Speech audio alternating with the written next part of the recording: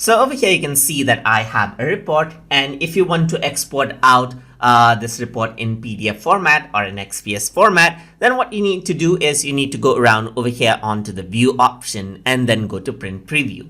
So over here on the top you can see that PDF or XPS is an option. So if you were to click on this option right here, you can see that you can go around and choose PDF right here. So let me just go around over here and check on the open file after publishing as well and click on publish, and what happens is that the PDF file is exported onto my desktop, as you can see, and it opens it out right here, and this is in PDF format. Similarly, if you want to export this out in XPS format, you can go around over here and choose XPS right here and then click on publish, and what happens is that it gets exported out as XPS format, as you can see right here.